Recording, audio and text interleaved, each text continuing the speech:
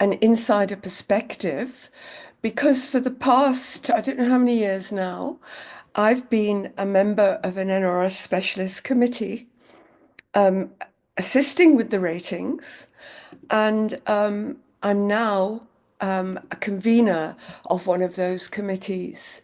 So I've called it the insider perspective. So I'm going to talk on the basis of my experience of working with rating applications. So I'm going to begin by asking the question, what happens when you submit? So you've done all that technical stuff that Jelka's described, but in answering this question, I'm going to try to give you some advice about what you need to put in your submission by drawing on what happens after you submit. So you click the button and your application is assigned first to a specialist committee and then by the convener of that committee to a member of the committee. So the person who's looking after you, their first task is to find reviewers. Now, you have nominated reviewers. So what they will do is, first of all, check the reviewers you've nominated and grade them. And basically, they're going to check and see whether or not the reviewers that you've nominated are appropriate and which they think should be approached first. So which they think are potentially the best reviewers. They'd be the ones that you would identify as approach first. So the ones that you've identified are going to be checked by that specialist committee member. And obviously, they're going to use their knowledge of the system, their knowledge of the field, to look at things like, have you co-published a lot with one of these people that you've nominated? So you need to think very carefully about who you're nominating. It's quite obvious to me, from the basis of my experience, that some people are nominating friends or colleagues, and that's not necessarily a good nomination. So you need to think very carefully about the suitability of the people you're nominating. I'll come back to this point. So the committee members looking after you is going to work with your reviewers first. And then, on the basis of their reading of your application, they're going to try and find at least 6 other reviewers. Okay, so you have to have written the application in a way which will allow the committee member to identify the best reviewers for you. So you need to have given enough information about your knowledge field, about where it is in the particular as a position on the field you're standing, you're occupying, and so on, so that the person looking after you can really try to find the best reviewers.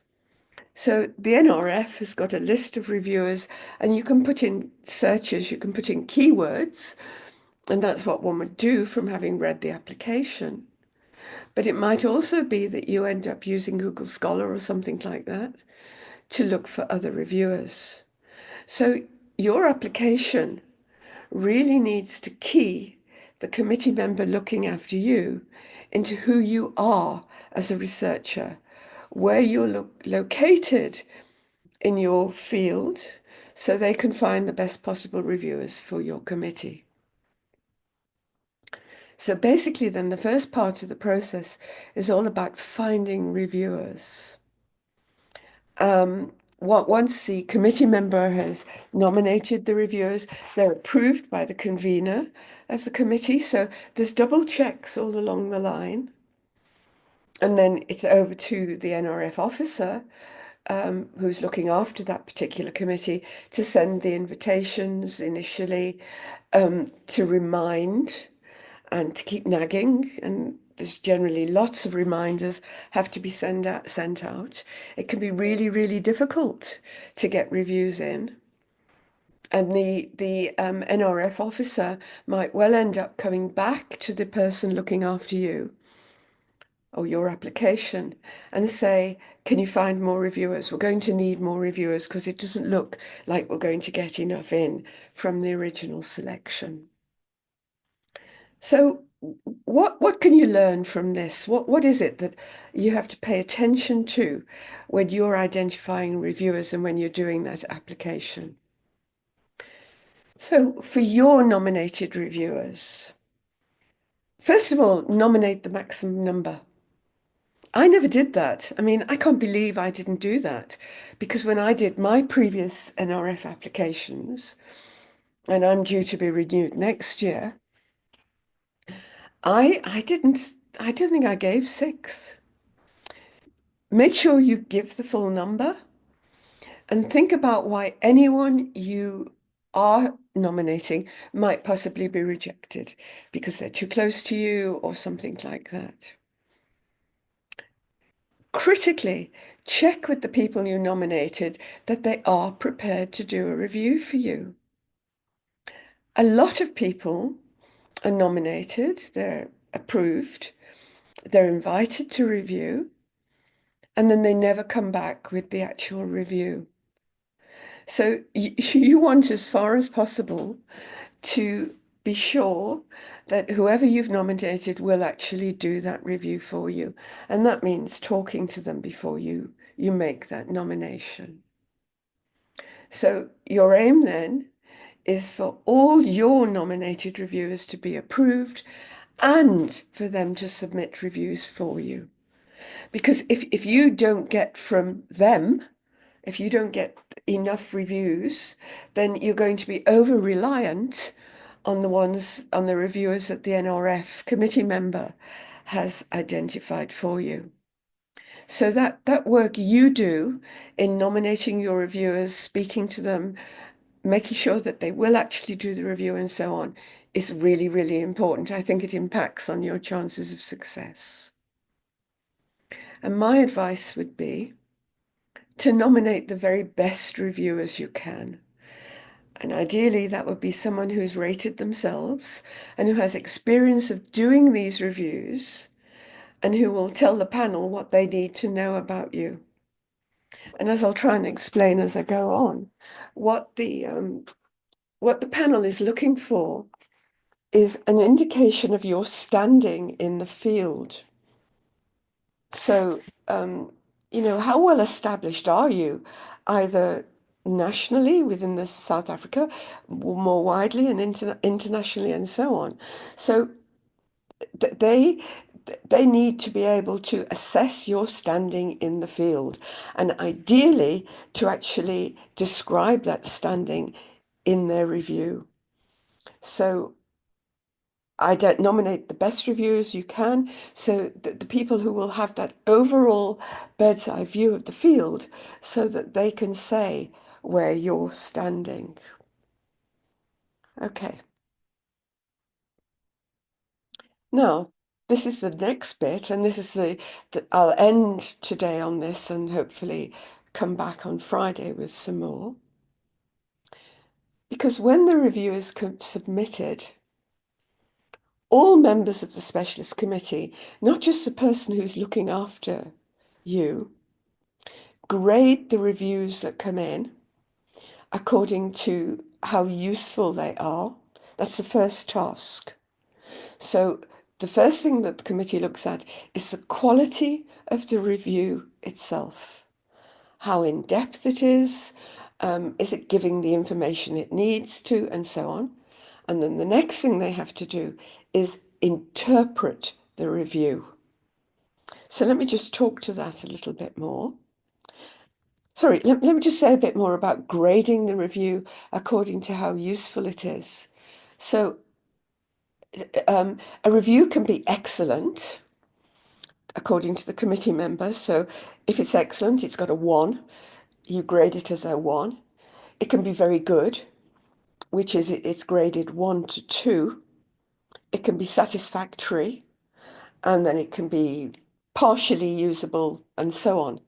So the committee member is very much focusing on the quality of the review in terms of the information it will give, which will allow you to be rated. So the review is there, is rated, and that rating is captured on the system. If you haven't got enough sufficient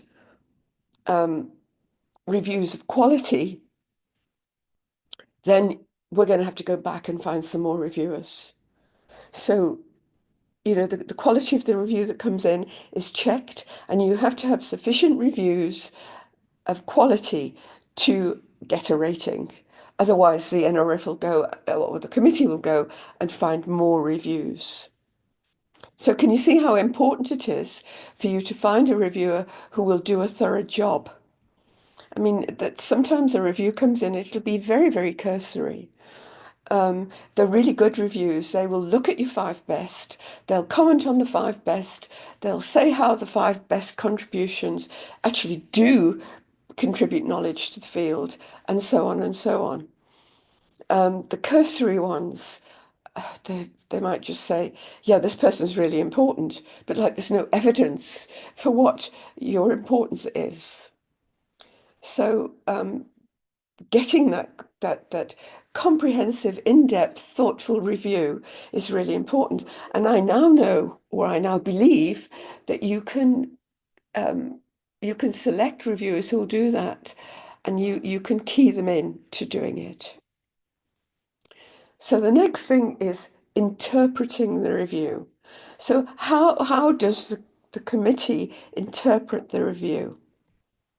Well, I've actually just copied this. So this is now one review. Okay, so I've read the review. I'm the committee member, and I'm going to have to click one of these. So I'm going to decide, is the reviewer firmly convinced that the applicant fulfills all the criteria for the A category? Is the reviewer firmly convinced that the applicant fills all the criteria for the B category? C plus, C, C minus, and so on. So I'm making a judgment about what the reviewer is saying by clicking one of these. All right. Now, my judgment, this is my experience, my judgment, I think, is based on identifying the language that signals a particular rating. So if I go back there, and if you look at the B, reviewer is firmly convinced that the applicant fills all the criteria for the B category. You're looking then for the words like international. You're really looking for the word international in that review as it comes in. If it's an A, you're looking for vocabulary like world leader, outstanding scholar. You're looking for vocabulary like that.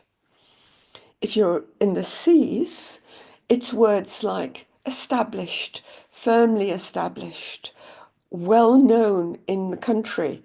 It's things like that. So it's the language of the review, and I think Jelka actually mentioned language at one point.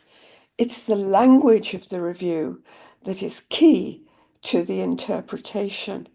And if you're moving down, you're looking at words like promise, potential, and so on and so on. So if your reviewers use the language, then the task of interpretation is easier. So if I read a review and I'm seeing the reviewer talking about an international reputation, widely recognized at international levels, something like that, I'm going to interpret a B. If I'm seeing words like firmly established and so on, I'm going to be the language in the review is going to guide me into the C's. So if you're doing a rating for the NRF, I think you need to remember that as well, that as a reviewer you need to use that language, but that's what will do it. That's what will really assist with the process of interpreting the the reviews that come in. It is a process of interpretation. And of course, interpretation is subjective, but there are checks and balances. So all the panel read all your reviews, and then the panel, all the members on the panel, comes to a consensus on your standing in the field. So it's not just the person who's looking after you, it's a consensus interpretation. And then there's one more step, because then the work of the panel is moderated by an assessor and the chair. So although this interpretation of the reviews is subjective, that interpretive process is moderated quite rigorously. So I'm going to talk now this morning about my understanding of the whole process as a process of interpretation. I think the whole rating process is about interpretation. It centers on interpretation. And what I'm going to try and argue this morning is that you can try and steer that interpretation. Okay. So, as I said, various people interpret your application. So the first one who looks at it is the member of the specialist panel who needs to nominate our NRF reviewers and who also needs to check your reviewers. Okay. But then the most important people who are going to look at your application are the reviewers themselves. So this process of interpretation and how can you steer it? So can you build an argument to steer their interpretation? So that's what I'm going to try and talk about this morning. So I think the first thing for you to decide is which rating you're aiming for. And I'd really encourage you to speak to more experienced others here. So speak to the HOD, speak to the dean, speak to people who know your work. Which rating would it be reasonable for you to aim for? You won't state that rating. I'm not telling you to say, I want to be a C-rated researcher, but hold the rating that you're aiming for in your head as you write the application. Please don't say, I'm aiming for a C rating, but hold that rating category, the description of the rating in your head as you try to write, and take advice on what you think you might get from others. So read that description of the rating category carefully, and I'll look at that in a minute, and try to build an argument in your application subtly. It's not sort of, I deserve an X application, but it's a subtle argument in your application to steer your reviewers to that category. And one way you can do that, and this is quite important, is using the language of the category. So let me find. Okay, here's a C-rated researcher. This is the description from the NRF. So C-rated researchers are established researchers with a sustained recent record of productivity in the field. Sustained recent record, hold that. Recognized by their peers as having, now watch the language carefully, produced a body of quality work. That idea of the body, right? The core of which has coherence and attests to ongoing engagement with the field. So you're going to describe the body of work, but you've got to describe the coherence of that body and how it links to the field that you're a member of, right? And then the other thing that C-rated researchers do is they have demonstrated the ability to conceptualize problems and apply research methods to investigating them. I don't think I did that in my application. I don't think I steered my reviewers in that direction. I didn't talk about that. But I can see now, with some experience on the NRF panel, that it's important to do that. So if you're going for a C, and I'm guessing a lot of people will be going for a C,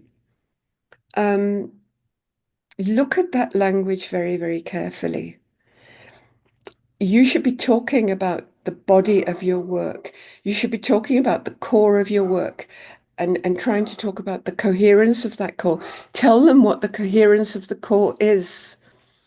And then tell them about how your work, that body of work with the core, the coherent core, links to your ongoing engagement. So you're not some person all on your own. And then write about the way in your research you've conceptualized problems and you've applied research methods to investigating them. And particularly if you've done that in a novel way, do it. And of course, as you write that narrative, you can draw on examples of your actual publications. So, in so-and-so 2019, da, da, da, da, da. So you would do it by linking them to your, linking your readers to your actual publications. So look hard at what the description of the rating is that you want. Look hard at that you show you are this person and use the language of the description, if you can, to steer your readers in that direction. I'm not going to look at them all, but I've got a why here. So here's the why. And they're young researchers, 40 years or younger. And that there's a birthday story that comes in, a technicality. But you've got to meet that, who've held the doctorate or equivalent a qualification for less than 5 years. Again, that's a technical qualification you're going to have to meet if you're going for a Y. Now, the most important thing about it is this. Whoops, sorry. Who are recognized as having the potential. Could we mute, please? Okay, for Serena. Could you mute? Thank you. So you're going to have to steer your reviewers into recognizing you as having the potential to establish yourself within a 5-year period. Okay, so it's not about showing that you're already established. It's about identifying the seeds of your establishment, what you've done, which demonstrates that potential for you to become established within a relatively short time period, which is 5 years. So if you're writing this narrative, then what I would think you would need to do is refer to what you've done already. And you've got to identify what's in what you've done already, which are the seeds of your future research niche, your future core, coherent core of the body of your work. And then you've also got to say what you're planning to do within this 5-year period, which will allow you to build that coherent core. So if you're writing the why description, you've also obviously got to read the C description because it's about potential to become a C in 5 years. Okay? So really, really important to read that description. And if you're wanting a why, the word potential or future performance or something like that, I would think has got to come in to your application quite a lot. So use those descriptions to inform the writing of yours. Okay. So I've skipped a bit, but let me go backwards now. So where do you do this? So on the application, you've got to complete two long narratives. And the first one is your career profile narrative. And the second one is a brief description of your completed research. And the rest of the form is all filling in details of your publications and so on and so on. So I think these two long narratives are where you've really got to pay attention. That's where you've got to build your argument. So your career narrative will obviously include your employment history or, whatever you've been, a postdoc or whatever, but also you can include where you've been invited to review, serve as an editor, serve on organizing committees for conferences and so on. And you can also include your conference attendance. And particularly keynotes, if you've been invited to do keynotes or serve on plenary panels, that's really, really important. And in that career narrative, can you signal your international or national standing, if possible? Can you signal that in some way? But if you're talking about conference attendance, invitations to review, and so on. And if possible, indicate the size and shape of your field. I'm just thinking of other examples of things you might want to note here.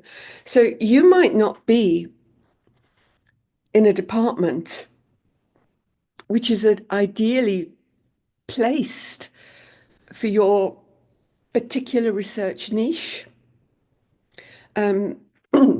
If that's the case, if you're the only person in your department who's doing this particular kind of work, that's important to note because it shows that you're trying to do whatever you do, without immediate support, daily support in the tea room and so on. But then in that case, you're going to have to particularly argue about how you've tried to reach out to people in departments in other universities, nationally and internationally, to allow you to to meet that research niche, to fulfill that research niche. So your career, the workplace isn't always entirely conducive to what we want to do as researchers, and we might end up in jobs which don't always help us to be the kind of researchers we want to be. But in that case, if you can, talk about how you've tried to compensate for that. So in your Korean narrative, I think one of the big questions is how has, or at times hasn't, your career contributed to the shaping of your contribution to knowledge, to your research niche? And it's fine to outline, as I've indicated, why it hasn't. But in that case, I wouldn't just moan. I'd start to say, this is what I did, right? And as I've just stressed, try to draw on the language of the rating category you're aiming for as you do that. So I've done those two slides. So the next major long narrative you have to complete, it's called Brief Description of Completed Research. And sadly, many applicants focus on outputs. And remember, an output per se isn't a contribution to knowledge. An output in a low-level journal, it might not contribute very much to knowledge at all. So what you need to consider here, and think hard about this, how has your research made a contribution to, extended or challenged. That's a big one. Challenged the particular area of the knowledge field you're in. And remember, you'll be in a bigger knowledge field, but you'll also have a niche in that knowledge field. So when you write about your research, don't just be descriptive in the sense that you're describing the papers you've produced, the projects you've been completed or you're involved in. How has that work made a contribution to, extended or challenged the particular niche area? And then through doing that, you're defining your knowledge contribution. And remember, it's perfectly possible to have a lot of outputs, but not make a significant contribution to knowledge, and vice versa. You can have a few outputs and be really making a big contribution to knowledge.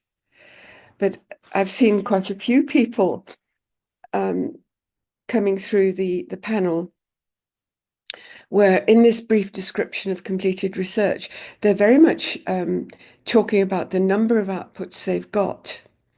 In 1922, I had X outputs. In 1921, I had Y outputs. Oh, well, okay. But they don't mean very much at all. And sometimes those people end up RU, so they're not successful in getting a rating. So again, I'll stress one more time, as you write your description of the completed research, try to draw on the rating category. I've almost finished, Sue, but when you list your outputs, and there's a lot of the form where you're listing your outputs, there's a place that you fill in there. Try to indicate the journal quartile, the H index impact factor, and other bibliographic information, if you can, and the librarians will help you with that. I see Debbie Martindale is here. And I think the next thing is really important. If you're a co-author, try to estimate the percentage of your contribution and describe that contribution. That really helps. It's not always possible just to go by your name in the list of authors if you're, in a long list of authors, but try to estimate that percentage of your contribution.